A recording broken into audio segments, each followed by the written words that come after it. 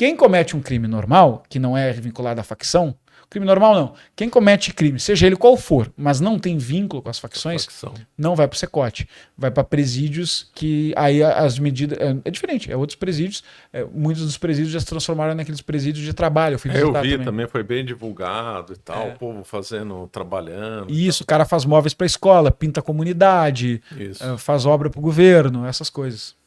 Agora, muito bem, agora vamos lá ao Secote. Secote. Como é que foi entrar aí? Centro de confinamento dos terroristas de El Salvador. Como é que foi a impressão do lugar assim? Deve ser meio tétrico o lugar, né? É horrível. Bom, a gente tinha já agendado ali para ir no Secote, acho que era no começo da segunda semana que nós estávamos lá. Então a gente ia passar o dia todo lá. Ia entrevistar o diretor do presídio, ia entrevistar alguns presos, ia filmar todo o local, conversar com alguns agentes e se mandar. Essa era para isso que nós fomos, né? Então eu sabia já, estava ansioso em alguma medida para ver, né? Mas sabia já que ia acontecer, estávamos ali trabalhando, fazendo as visitas e tal. Bom, chegou o dia do Secote. Entramos numa van, fizemos lá a questão na van. Vai acho que 1 hora para distante, um pouco mais de 1 hora longe da capital. Bem afastado da capital. Leva em conta que El Salvador é um país pequeno, né? Então um pouco mais de 1 hora. El Salvador leva 6 horas para atravessar, 6 horas e meia. Então, para ter uma noção aí. Então um pouco mais de 1 hora da capital. No meio do nada, assim, tem umas valas, umas torres, uns atiradores. Já começa a ter algum clima na volta, assim, para interceptar qualquer operação que possa estar acontecendo. E aí você chega lá, são 23 hectares de uma fortaleza, assim, ó. Muro alto, cimentado, Secote.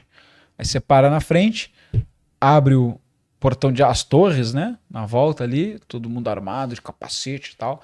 Abre o portão de aço, você bota a van para dentro, fecha o portão de aço, e aí isso é um corredor blindado, né? Aço, e você tá ali dentro. Nossa, é ali que parece você coisa faz. de filme, hein? Mas é mais que filme. Não tem filme que filma isso, não. Não, só se for o nosso filme. Você tá ali no aço e é ali que você faz o seu check-in, né? E aí no check-in você tira anel, documento, entra sem nada. Nada. O carro também é vasculhado também? Sim, não. E não passa, Você passa por aqueles máquinas de raio-x. Raio-x. Passa por raio-x, passa por... tem mais uns negócios. Cara, é cheio de negócio, tá? Realmente é um troço cheio de negócio. Passou por tudo. Seguimos adiante. Aí você, passa pelo segundo portão. Tá bom, tá liberado para passar o segundo portão. Ele não representa um risco dentro do Secote. Passou pelo segundo portão. Você deixa tudo lá, tá? Documento, tudo. Fica lá atrás. Fica tudo retido. Tá bem. Fecha. Visto. Passaporte, tem que dar tudo ali. Tá, fecha. No que fecha o segundo portão, aí tem todo um espaço de brita no chão. Pedrinha. Por quê? Porque para caminhar ali tu faz barulho. Bem pensado. Então tem mais toda uma área de brita para se atravessar, porque se você caminhar ali, você vai fazer barulho. Entendeu? Entendi, de propósito. E ela já é toda iluminada. Perfeito. Então já tem essa parte de brita. Passou essa parte de brita, tem uma vala. Tipo, tem o zoológico, assim, para separar os animais, sabe? Você tem uma vala. Porque ali o cara não consegue escalar. Então ele não tem como passar aquilo ali. Ele tem que passar com autorização. Você tem que passar com autorização. Tem que estar aberto o caminho, né? Então, aí tem as torres de novo. Você passa negócio e aí, segunda muralha. Aí tem a segunda muralha. Essa aí com mais torre, mais luz, cerca elétrica. Tudo que tem direito. Você passa essa e aí sim você está de novo no lugar de brita e com todos os pavilhões. São vários pavilhões. Pavilhões enormes. 1, 2, 3, talvez uns 6 pavilhões bem grandes assim. Cada pavilhão é uma ala de detento. Esse pavilhão é a mesma coisa. Uma porta enorme, um guarda na frente, check-in 2, liga lá para frente, confirma, toda aquela coisa. Não, é muito forte. Você demorou quanto tempo da entrada até chegar? A gente demorou muito, mas eu acho que muito mais do que demoraria, porque a gente foi conversando com as pessoas, filmando. Tá. A gente demorou, demorou horas, mas demorou umas 2 horas nisso aí. Mas eu acho que na prática, assim, vai levar toda a burocracia, eu acho que leva uns 15, 20 minutos, bem feitinha, sem fila. Acho que leva uns 15, 20 minutos. Aí tá bom. Estando ali e abrindo o portão, quando abre-se o portão, eu achei que eu tava preparado. Eu não tava nervoso, sabe? Mas quando eu entrei no pavilhão, aí eu fiquei emocionalmente muito abalado. Demorou para normalizar lá dentro. Estavam vocês 4 do Brasil Paralelo? Todos tiveram a mesma impressão? Sim, eu vi, tava o Cris.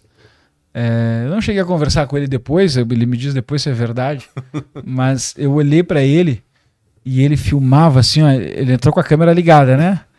E aí, quando você entra, o pavilhão é um corredor até o fim. E nas laterais que ficam as celas. Certo. As celas têm os biliches, né? E esses biliches têm uns 3 andares. E cada cela tem algumas dezenas de detentos. E a cela ininterrupta até o final e o corredor enorme. E tudo bem iluminado. Luz de hospital, branca, assim, pum. A expectativa era ele entrar com a câmera e ele já vai filmando os presos, né? Porque a gente não sabia quanto tempo. Vai que o cara fala, não, agora vocês... Acabou. Parou, né? Então porque... tem que aproveitar, ué. Isso, vai que o cara fala assim, acabou, temos que ir embora. Então, cara, filma o máximo de preso que der. Quando ele entrou, ele ficava apontando a câmera pro corredor, assim. Por quê? Ele gelou também. Porque não queria virar pro preso, né? Tá. Porque virar pro cara... Aí ele começou a virar pro cara.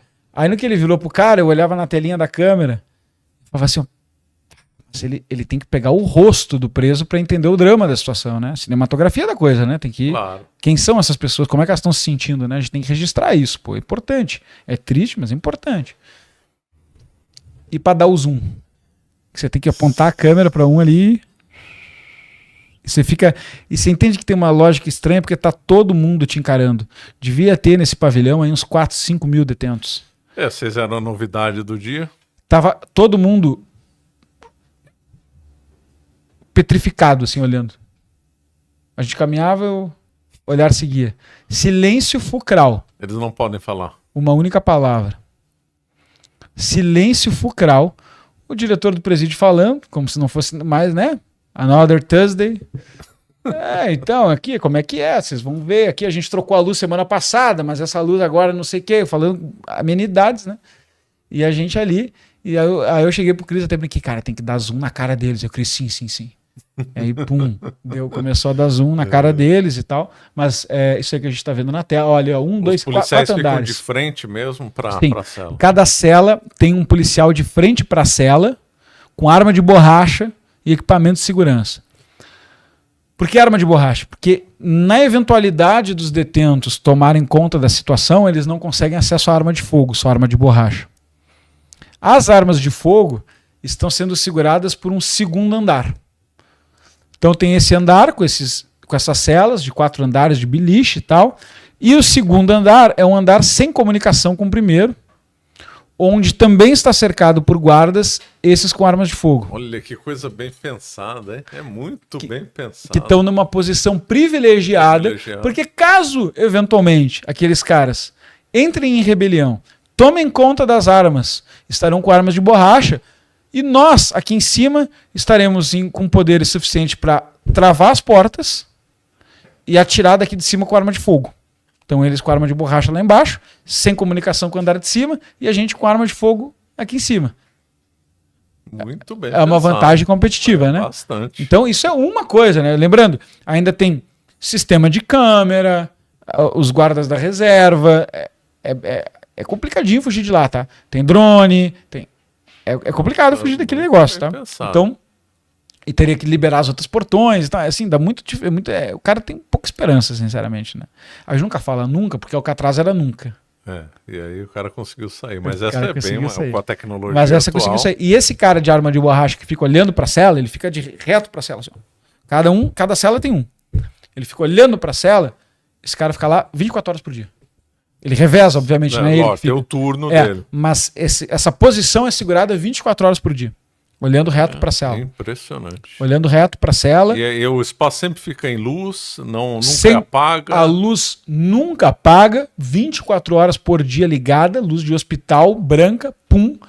As camas, a cela é um quadrado, você não consegue ver nenhum cantinho, nada, vê tudo lavado. As camas são biliches, e esses biliches não tem um colchão, não tem um travesseiro, não tem uma coberta e são 100% de alumínio. Para ser fácil de lavar e não tem muito o que fazer. Então, fica todo mundo deitado no alumínio. Tem cama para todo mundo? Não. Reveza, dorme no chão, se encolhe. Impressionante. E banho? Banheiro, o cara quer usar, ele vai ali na frente do guarda. O banheiro é na frente, né, no fundo da cela. Ele vai na frente do guarda para ver o que está acontecendo. Somado a isso, ele tá numa cueca samba canção branca, uma camiseta branca para dentro da cueca e careca. Todos.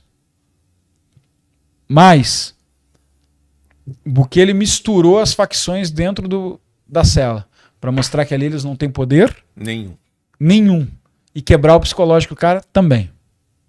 Então, mais um ponto relevante. Quando que esse cara sai dessa cela? Meia hora por dia, mas não vai para a rua. Ele vai para o corredor, faz um alongamento acompanhado e volta. Só? Grupos de centenas vão ali para o corredor, a gente acompanhou o alongamento, filmou até, faz um alongamento acompanhado e volta. Teve alguma questão médica, o médico vai lá, valida, tchau. Indisciplina. Alguém lá, um detento se rebelou, solitária? Então, quando o cara chega, ele já toma 15 dias de solitária para acalmar. Eu fiquei lá uns minutinhos dentro da solitária, 100% escura. Não entra um fio de luz. É bem estranho, assim. Quando ele chega, o bem-vindo do Secote é 15 dias de solitária, para dar uma acalmada. Então você imagina, você chega lá, você é o brabo, né? O nervoso do crime. Mas 15 dias de solitária, sem comer carne, eles não comem proteína lá. O argumento do presidente é que quando o cidadão mais pobre de El Salvador comer carne todos os dias, ele vai pensar em mandar alguma para lá. Então o cara fica 15 dias na solitária. Sem carne, comendo pouco. E sabe-se lá mais o quê? Ele já sai um pouco mais adestrado. Aí ele entra numa cela que ninguém fala. Já tá todo mundo em silêncio. Não pode falar nada. Eles se cochicham. Só cochichar. Rapidinho assim no ouvido, sabe? Tá. Mas eu não ouvi a voz de nenhum, a não ser os que falaram provocados, né? E vocês chegaram a entrevistar algum lá? Sim, conversar? Sim. Aí tem uma linha amarela, que eles recomendam que você não passe perto da cela. E aí eu perguntei várias coisas lá pro diretor desse presídio, entre elas: você não tem medo, não? Acho que esses caras não gostam muito de você, né? Deve ser odiado, né? Falou, não. Mas eles podem, enfim, tentar alguma coisa e tal, né? Falou, ouviu a gente, foi pra frente da cela, que a gente tava caminhando assim, ele foi pra frente da cela, olhou, gritou o nome da facção assim, ó. Mara Salvatrucha! Aí uns caras já ficaram olhando assim. Venham pra frente. Aí foram todos pra frente. Assim. Trrr, filinha militar. Tava quase ensaiado. Trrr. Saca a camisa. Todos tiraram a camisa. Bota a camisa. Aí botaram a camisa. Volta e deita. Aí voltou e deitou. Aí ele falou na frente dos caras. Pra câmera. Quem manda aqui sou eu. Nossa, hein? Eu falei, meu Deus. Eu não sei que tipo de treinamento, que tipo de palestra motivacional ele deu pra galera obedecê-lo tanto, mas eu não gostaria de ter assistido. Não acho que foi não acho que foi com amor. Eles não recebem, obviamente, né? Se não vão pra rua nunca, não recebem visita íntima, não recebem nenhum tipo de visita. Nenhuma, nem pai, nem mãe, nada. Nem advogado. O advogado fala com a autoridade ou no máximo faz uma chamada de vídeo com a autoridade na sala. Não recebe advogado. Não pode mandar carta. E nem receber. E nem receber carta. Isso é inacreditável. Acabou, perdeu. Acho que não tem prisão igual essa no mundo, né? E todo mundo que vai ficar lá vai ficar pra sempre, segundo eles. É prisão perpétua pra todos ou não? Não, é apenas, né? Mas é 20 anos pela tatuagem. Mas, lembra que pra entrar na facção tem que cometer um homicídio? Então, se tem a tatuagem, já se presume homicídio. Toma mais 35 pelo homicídio. Cumulativo. Então, entrou, assim, ó, entrou no secote, 20 mais 35, 55 de cadeia. Como é que faz pra regredir a pena? Se ler mais, vai ficar mais culto. Se rezar, vai ficar mais crente. Mas os 55 é pra cumprir. Aí botou extorsão, botou não sei o que, botou pipipi, botou popopó. Chega em 100 anos, a gente falou com um cara lá que tava com 860 anos de cadeia. E o que ele fala? Que esperança esse homem tem? Nada. Ele não tem, esse é um deles, esse é um deles que a gente falou. Eu perguntei pra ele, o que tu pensa de viver aqui pra sempre? E aí ele falou, eu penso que eu mereço. E já dá pra ver que ele não vai correr nenhum risco nessa entrevista. Ele não vai se arriscar. Não é claro. Ele sabe que a consequência talvez não seja adequada, né? Mas é muito sinistro, cara. É uma estrutura que testa a consciência. Impressionante. Você aí que tá achando que sempre que bandido bom é bandido que sofre, eu recomendo que assista e pense você mesmo se você acha que essa é a punição boa. Eu de fora acharia que sim, sem dúvida. Indo lá, eu fico preocupado por um motivo muito específico, que é... Cara, se tem uma única pessoa inocente presa nesse negócio aí... Nossa, já pensou? Nem dá pra... Nem... E estatisticamente falando, tem como, né? Porque prender 40 mil pessoas rapidão, assim, botar todo mundo na cadeia... Não teve caso? Você chegou a averiguar se teve caso de gente que foi presa e solta? Teve. Bom. Teve. 1.000 pessoas. 1.000 pessoas foram presas e depois soltas. Isso. Então melhorou um pouquinho, né? Mas só basta um pra botar todo o sistema moralmente no chão, Sim, né? sem dúvida nenhuma. Porque essa coisa de quebrar ovos pra fazer omelete, a gente sabe onde termina, né? Lógico. Quebra todos os ovos e você não come omelete. Talvez seja pior que pena de morte. Eles não estudaram pena de morte? Eu acho que é pior, mas quando duas anedotas. Uma, eu perguntei pro presídio lá, eu falei, nunca ninguém tentou se matar aqui, dada essa realidade maldita? Ele olhou pra mim e falou, não, claro que não, El Salvador jamais deixaria, El Salvador protege a vida do cidadão. Sacanagem, né? Essa foi dura, hein? Sacanagem, né? Tô rindo pra não chorar, porque essa é dose, hein? O diretor do presídio era espirituoso. Quando eu perguntei, mas eles não comem carne nunca, ele também me perguntou pra quê? Pra ficar forte? Então ele era um cara espirituoso, tinha sacadas rápidas, né? Mas sobre pena de morte. Essa era uma anedota. Segunda conversando com o Gustavo Villator, ministro da Segurança, ele falou, não. Primeiro que moralmente é mais difícil a morte. O Estado promover a morte dos cidadãos de forma deliberada é mais difícil. Por exemplo, com o cristianismo já entra em conflito. Com a sociedade, né? Com a sociedade entra em conflito. Né? Segundo, o Bukele é palestino. E ele tem o case... É sério, isso eu ouvi do Villatoro, num jantar. E ele tem o case do Hamas. E ele falou, você não pode fazer os netos deles acharem que eles foram vítimas de uma contranarrativa histórica que vai dizer que eles foram mortos por um líder, etc. e tal.